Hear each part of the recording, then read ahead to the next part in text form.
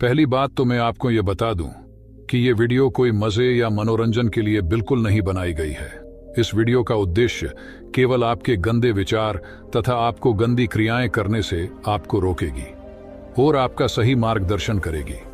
आजकल की दिनचर्या में इतना ज्यादा सेक्सुअल कंटेंट या अश्लीलता फैल रही है जिसकी कोई हद नहीं है। और एक विद्वान ने कहा था कि किसी देश को अगर बर्बाद करना है तो उस देश में अश्लीलता, कामुकता या नग्नता फैला दो। वो देश एकदम तो बर्बाद नहीं होगा, लेकिन वो धीरे धीरे अंदर ही अंदर खोखला और बर्बाद होता चला जाएगा। तो चलिए चलते हैं गौतम बुद्ध के उन उपदेश की तरफ जो हमें कामुकता तथा गंदी क्रियाएं नहीं करने में हमारी मदद करेगी। एक बार एक व्यक्ति एक बौद्ध भिक्षु से कहता है, मुनिवर, मैं किसी भी औरत के बारे में गंदे गंदे विचार सोचने की आदत से बहुत परेशान हूं। और आपसे तो क्या ही छुपाना गुरुदेव, मैं कभी कभी इन गंदे विचार से तंग होकर मैं कभी कभी वैश्याओं के पास भी चला जाता हूं। और तो और महात्मा, मुझे हस्त मैथुन की आदत ने भी जकड़ लिया है। मैं इन गंदी क्रियाओं को करके मुझे अपने आप पर बहुत ही ज्यादा घिन आती है और इन क्रियाओं को करके मुझे आत्महत्या करने का भी मन करता है। गुरुदेव, मैं क्या करूं, अब आप ही बताइए।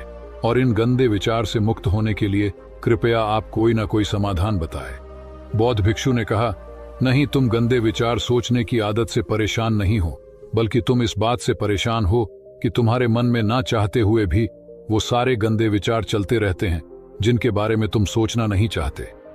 अगर किसी व्यक्ति के मन में लगातार अच्छे विचार आ रहे हैं तो वो कभी नहीं कहेगा कि मैं ज्यादा सोचने की आदत से परेशान हूं, बल्कि वो कहेगा कि मैं तो चिंतन या भविष्य की योजना बना रहा हूं।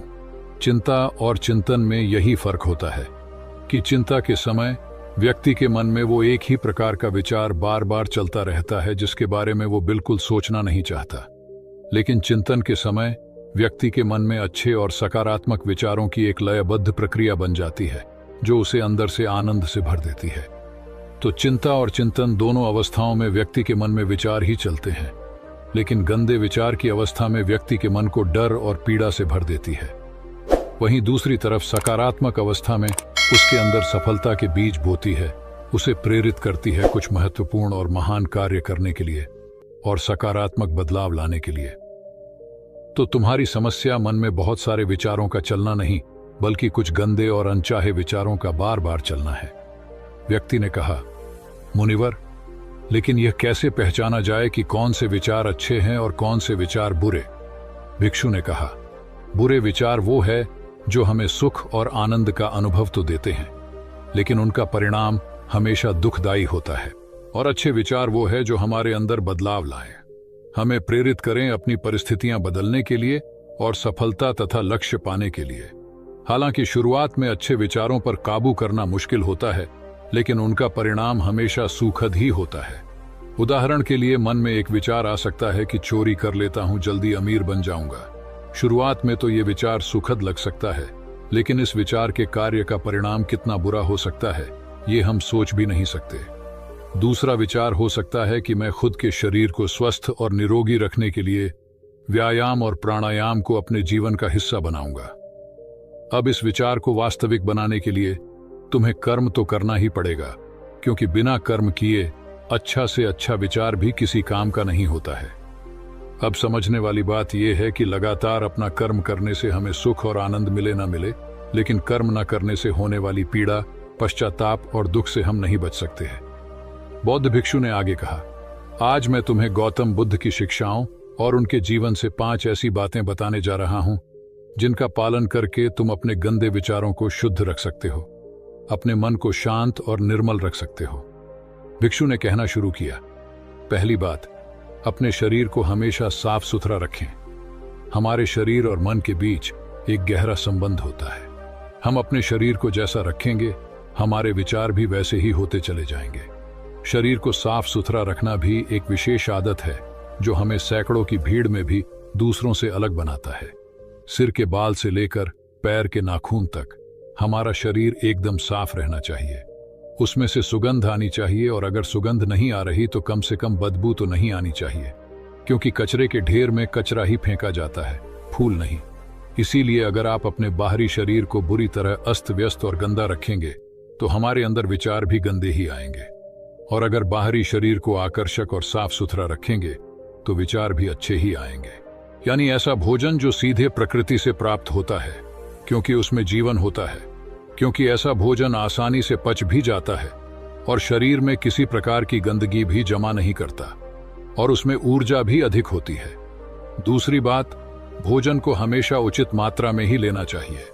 चाहे भोजन कितना ही स्वादिष्ट और मजेदार क्यों ना हो, लेकिन कभी भी अधिक मात्रा में भोजन नहीं करना चाहिए, क्योंकि तुम अधिक मात्रा में भोजन करोगे तो तुम्हें आलस्य और अत्यधिक नींद आएगी और तुम्हारा मन कार्य करने में नहीं लगेगा। क्योंकि महात्मा बुद्ध ने कहा है कि अच्छी चीज की अति भी बुरा ही परिणाम देती है। भोजन उतना ही करो कि जब तुम भोजन करके उठो तो तुम्हारे अंदर भोजन करने की थोड़ी सी भूख शेष रहनी चाहिए। अगर तुम ऐसा नियम बना लेते हो कि मैं जब भी भोजन करूंगा तो अपनी भूख से थोड़ा सा कम खाऊंगा, तो तुम्हारे शरीर में अधिक भोजन खाने से होने वाली सारी बीमारियां जड़ से खत्म हो जाएंगी। रात में हल्का और कम भोजन करो ताकि तुम्हारी जीवन ऊर्जा उस भोजन को जल्दी से पचाकर तुम्हारे आंतरिक शरीर की सफाई और मरम्मत का काम कर सके। जब गौतम बुद्ध किसी के यहाँ भोजन के लिए जाते थे तो लोग उनके लिए तरह तरह के स्वादिष्ट भोजन बनवाते, लेकिन बुद्ध सिर्फ उतना ही खाते जितनी में उनकी भूख शांत हो सके। बुद्ध अपने शिष्यों को भी यही सिखाते थे कि भोजन पेट भरने के लिए करना चाहिए, ना कि मन भरने के लिए। यहाँ समझने वाली एक बात और भी है कि अगर तुम स्वादिष्ट भोजन करने के शौकीन हो तो तुम्हें उसे एकदम छोड़ना नहीं है, बस उसकी मात्रा को सम्यक कर देना है। सम्यक का अर्थ है न बहुत ज्यादा और ना ही बहुत कम। और कहा गया है कि आलस्य में काम वासना अत्यधिक प्रभावित होती है, इसलिए हमेशा संतुलन में भोजन करें। चौथी बात, अपनी संगति का खास ध्यान रखो। ये पॉइंट अत्यधिक महत्वपूर्ण है। संगति का अर्थ केवल उन लोगों या दोस्तों भर से नहीं है जिनके साथ हम अपना ज्यादातर समय बिताते हैं, बल्कि यहाँ संगति का मतलब हर उस चीज से है जो हम अपने इंद्रियों के द्वारा ग्रहण करते हैं। जैसे कि हम किन लोगों के साथ रहते हैं, क्या देखते हैं, क्या सुनते हैं, कैसी बातें करते हैं, इत्यादि। जब बुद्ध ने यह निश्चय कर लिया कि उन्हें भीतर की यात्रा पर निकलना है तो उन्होंने हर उस चीज को तुरंत ही छोड़ दिया जो उस समय उन्हें लगा कि उनकी यात्रा पर बाधा बन रही है। इससे यह सीखने को मिलता है कि हमें अपने लक्ष्य को प्राप्त करने के लिए अपनी आरामदायक अवस्था से बाहर निकलना ही पड़ता है और उन चीजों और लोगों को भी छोड़ना पड़ता है जिन्हें छोड़ना बहुत ही मुश्किल होता है। जब सिद्धार्थ बुद्ध नहीं बने थे और अपने प्रश्नों की खोज में थे तो बहुत से राजाओं और नगर सेठों ने उन्हें निमंत्रण दिया कि वो उनके महल में आकर अपनी ध्यान साधना करें। उन्हें वहां कोई परेशान नहीं करेगा। गर्मी, सर्दी, बरसात तीनों से बचने की पूरी व्यवस्था की जाएगी। लेकिन सिद्धार्थ ने उन सबको मना कर दिया क्योंकि वो जानते थे कि उनकी यात्रा भीतर की है और वो किसी ऐसे व्यक्ति की संगति करके अपनी यात्रा पूरी नहीं कर सकते थे जो बाहर की यात्रा में ही व्यस्त हो। वो सारे सम्राट, राजा और नगर सेठ बाहरी दुनिया में ही विलीन थे, फिर उनकी संगत करने का क्या अर्थ। इस घटना से सीखने वाली बात यह है कि हमें ऐसे इंसान की संगति नहीं करनी चाहिए जो हमारे लक्ष्य की प्राप्ति में बाधा बने, फिर चाहे वो व्यक्ति कितना ही शक्तिशाली, धनवान और बुद्धिमान ही क्यों ना हो। आगे चलकर सिद्धार्थ ने अपने गुरुओं को भी छोड़ा जब उन्हें यह लगने लगा कि उनकी संगति उनकी यात्रा में बाधा बन रही है। यहाँ एक और बात सीखने वाली यह है कि यह जरूरी नहीं कि कल जो संगति हमारे लिए अच्छी थी वो आज भी हमारे लिए अच्छी ही है। समय और लक्ष्य के अनुसार संगति को बदलना आवश्यक हो जाता है। अपने प्रश्नों के उत्तर खोजने की यात्रा के दौरान सिद्धार्थ का ज्यादातर समय केवल उन लोगों के साथ ही बीता जो उनकी इस यात्रा में उनके सहायक रहे। भिक्षु ने आगे कहा, पांचवी बात, जो भी सीखा है उसे अपने अभ्यास में लाओ। तुमने ध्यान साधना के बारे में सुन लिया, लेकिन अगर तुमने उसे अपने जीवन में उतारा नहीं, यानी ध्यान किया ही नहीं, तो फिर सुनने का क्या लाभ। अच्छा, देखने और सुनने के बाद भी लोगों की जिंदगी में बदलाव न आने का यही एकमात्र कारण है कि लोग अच्छा देखते और सुनते तो है, लेकिन वह उसे अपने जीवन में अनुसरण या अपनाते नहीं है और फिर शिकायत करते रहते हैं कि जिंदगी में बदलाव नहीं आ रहा। इसीलिए जो भी अच्छी संगति में सीखा है उसे अपनी जिंदगी में उतारो भी। गौतम बुद्ध की है सबसे बड़ी खासियत थी कि अपने ज्ञान की खोज के दौरान उनके गुरु उन्हें जो भी सिखाते वो तुरंत ही उस पर काम करना शुरू कर देते। वो कभी भी आज का काम कल पर नहीं टालते थे। इससे उन्हें तुरंत ही यह पता चल जाता कि कौन सी चीज काम की है और कौन सी नहीं। इसलिए जो भी अच्छा सीखा है उसे अपने दैनिक जीवन में लाओ। एक बात और, कुछ लोग काम वासना के विचार को गलत समझते हैं, लेकिन काम वासना का विचार आना गलत नहीं है जब तक कि तुम उसे अति में न सोचने लगो। मन में काम वासना का विचार उठना उतना ही स्वाभाविक है जितना भूख लगने पर भोजन का विचार उठना। इसीलिए काम वासना के विचार को गलत मत समझो। इंसानी जीवन को आगे बढ़ाने के लिए इस विचार का उठना बेहद जरूरी है। सबसे पहले तो तुम ये निश्चित करो कि तुम एक काम वासना में विलीन होना है या इससे ऊपर उठना है। अगर विलीन होना है तो पूरे होश के साथ विलीन हो, इसे पूरा अनुभव करो।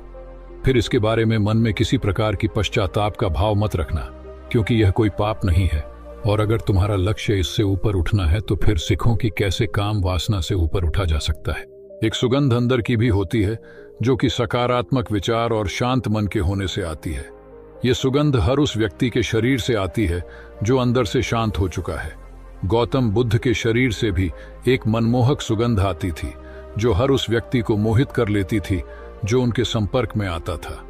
बुद्ध के चेहरे की आभा भरी शांति और उनके शरीर की मनमोहक सुगंध से कोई भी व्यक्ति प्रभावित हुए बिना रह नहीं पाता था।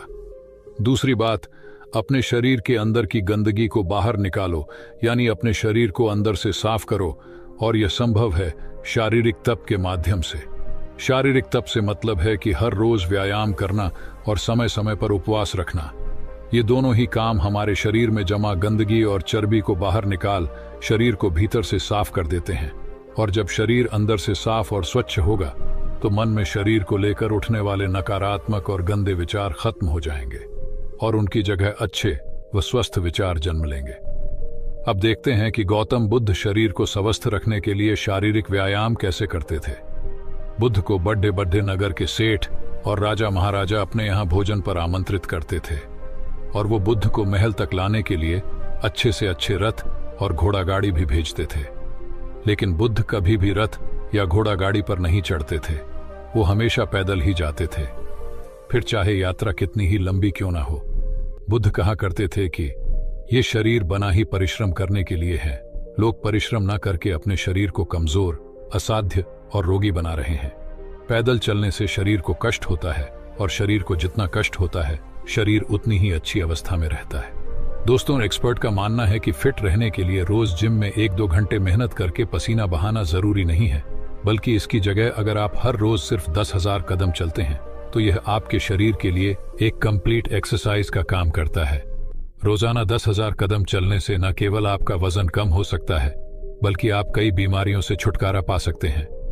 एक नॉर्मल इंसान जिसका अधिकतर समय ऑफिस में अपने कैबिन के कुर्सी पर गुजरता है, उसे एक दिन में 10,000 कदम चलना शायद उसके लिए नामुमकिन सी बात लगे, लेकिन वह सुबह उठ के दंड बैठक और पुशअप्स या योगा कर ही सकता है, जिससे वह हमेशा निरोगी और ऊर्जावान रहेगा, जिससे उसे कार्य करने में भी मन लगेगा। तीसरी बात, उचित और सम्यक आहार जैसा इंसान का आहार होता है वैसे ही उसके विचार हो जाते हैं। इसीलिए व्यक्ति को कभी भी गलत भोजन जैसे मैगी, बर्गर, पिज्जा, पकौड़ी, चाउमीन इत्यादि भोजन रोज की दिनचर्या में ज्यादा शामिल नहीं करना चाहिए, क्योंकि इनमें अत्यधिक मात्रा में मैदा और शुगर पाई जाती है जो मानव शरीर के लिए हानिकारक है। तथा व्यक्ति को मृत भोजन भी नहीं करना चाहिए, उसे अपने भोजन में ज्यादा से ज्यादा जीवित वस्तु को शामिल करनी चाहिए। अगर तुम इन 5 बातों को अपने जीवन में उतार लेते हो तो तुम्हारे दिमाग में अच्छे विचारों का एक चक्र बन जाएगा। फिर चाहकर भी तुम्हारे दिमाग में बुरे विचार नहीं आएंगे जब तक कि तुम इन आदतों को दोबारा से छोड़ ना दो। बौद्ध भिक्षु के मुंह से ये सारी बातें सुनकर उस व्यक्ति को अपने प्रश्नों का उत्तर मिल चुका था। उसने बौद्ध भिक्षु का धन्यवाद किया और वहां से चला गया। दोस्तों, मुझे पूरा भरोसा है कि आपको इस वीडियो से